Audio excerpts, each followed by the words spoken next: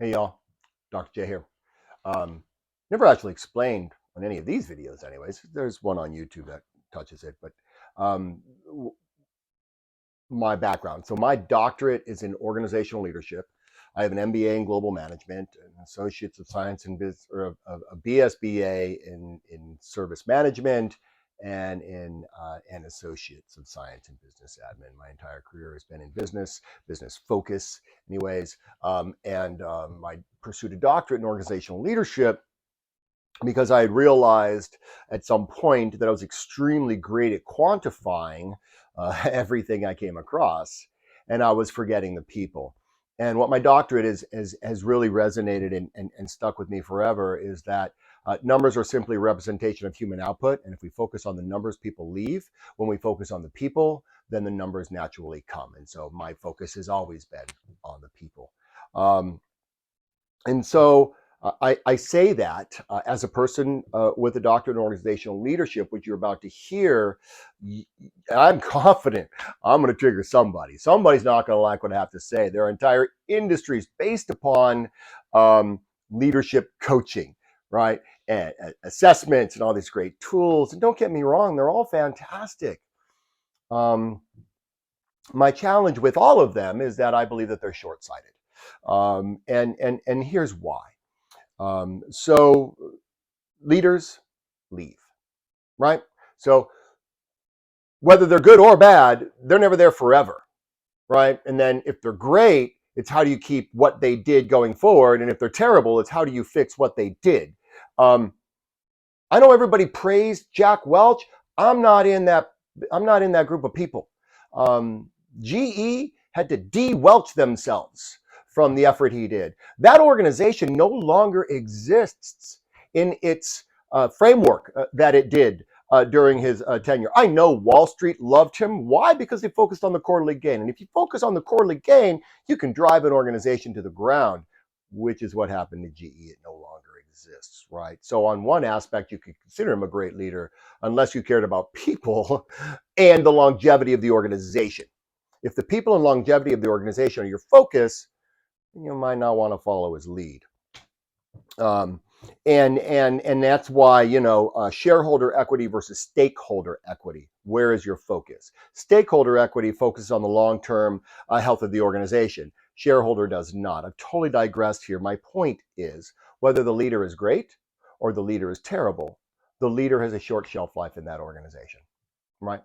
And so if they're great, it's how do you carry forward what they were doing? If they're terrible, it's how do you fix what they did? And the truth of the matter is both of those influenced the environment. And it is the environment that drove the performance. That is the point. The leader doesn't matter, at least not as much as you think they do. It's a fascinating concept. Here's where I'm coming from. This is the basis of my model. It is the basis of the book that I'm working on. It's how do you operationalize the elements in an organization that creates the right environment to foster a culture of performance so that when you have a great leader, well, that maximizes their efforts. And hey, we all have bad days. So even if you're a great leader, you have a bad day. And if you're having a bad day because of whatever reason, the org is still going to continue rocking because the environment is right. And if you have a terrible leader and you've created the right organizational fabric, well, then that'll minimize the damage done by such an individual. So, where am I coming from? So, as I said, I have a doctorate in organizational leadership. My dissertation is on the connection between leadership style, so your leader, employee satisfaction, and productivity in a sales environment, right? Leadership, satisfaction, productivity in a sales environment.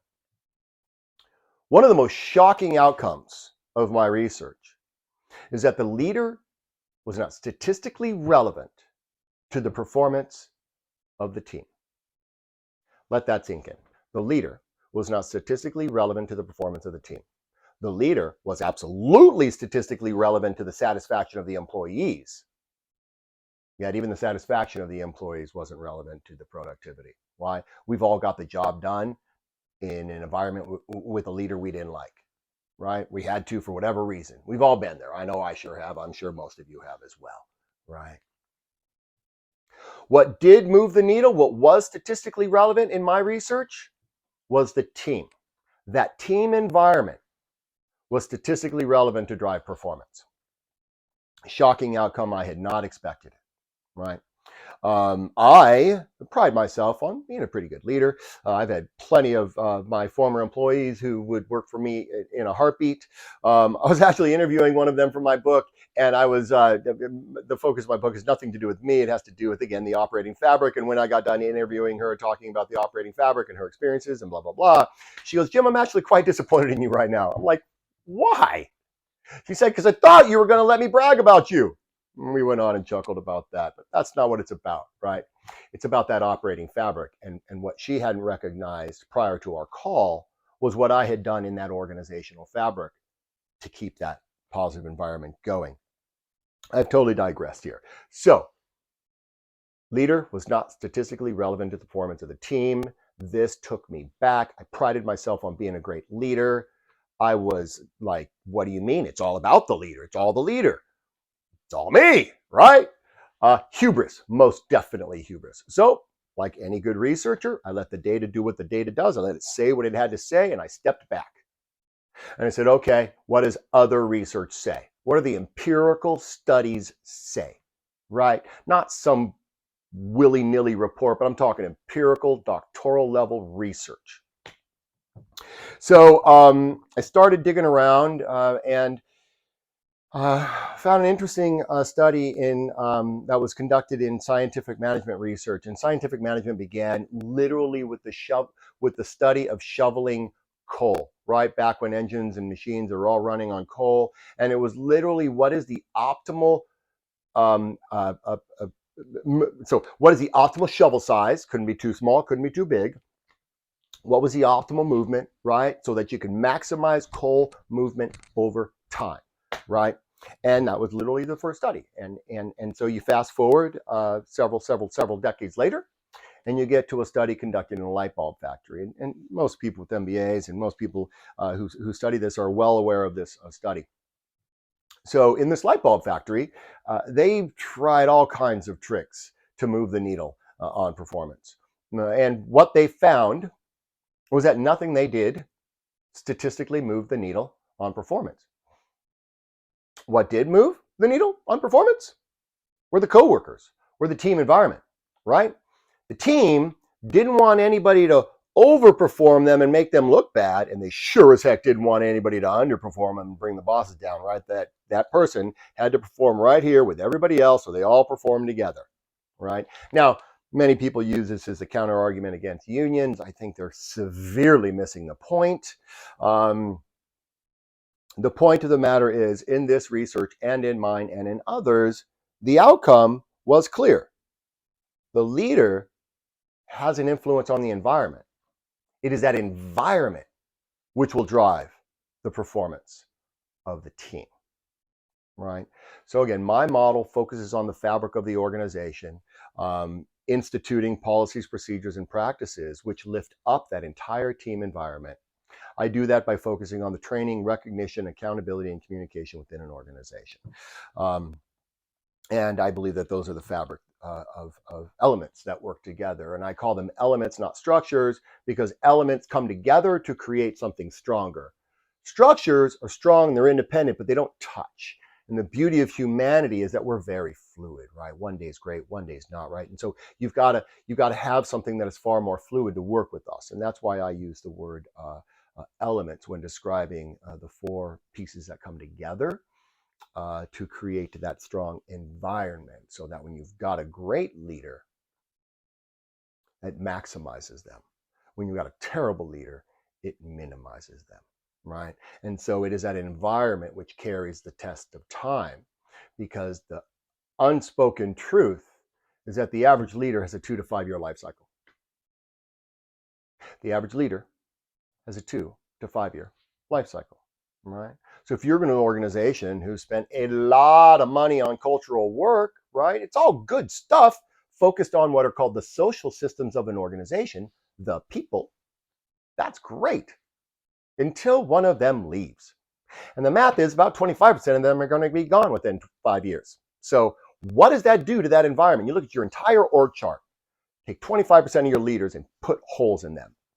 And now all that work you did has gaps, and you can now get these people reassessed and bring them in, except the 360 reviews that were done initially aren't really relevant to them because everybody did them one time and they did not participate. I could go on. I could digress. The point here is gaps get created, and the operation suffers because of it. So my model focuses on the fact that your leaders will leave, and you need to focus on your operational fabric to drive that team performance in order to reach a true culture of performance. So, antithetical as it may sound, as absolutely as absurd as most people think, leadership is not as important as you think. All right. If I've offended you, I apologize. Not my intent. Just trying to speak some truth as I know it. I wish you all the best of luck in 2023. Hey, y'all. Postscript here. There was a phrase that I wanted to mention. You know, it's fascinating to me. Cultural slangs and phrases often have so much founding in truth, yet rarely do we really acknowledge that. So there's this old phrase that we all know, that nobody builds it into the operating fabric of the org. And that phrase is, people leave bosses, they stay for teams. I'll say that again. We all know this is true. People quit bosses, people stay for teams. No org builds that into their operating fabric. No org figures out how to build this in to their policies, procedures, and practices in order to minimize the effects of that terrible leader and maximize the effects of that awesome team, right? So that phrase really encapsulates where I'm coming from. All right. Thanks for your time. I wish you all the best of luck 2023. Take care now. Hey, y'all. Dr. J here. All right. So as I was editing this video, one last leadership, I don't know, truism came to mind that I wanted to mention. And I believe all great leaders will agree with this. And it's a simple truth. Again, these are truths that nobody takes into account when looking at I shouldn't say nobody, most people they don't take into account when looking at their operation. And that is that. When it goes right, it is because of the team. When it goes wrong, it is because of the leader. Right? We all know this to be a truism. How are we addressing it in the fabric of our organization?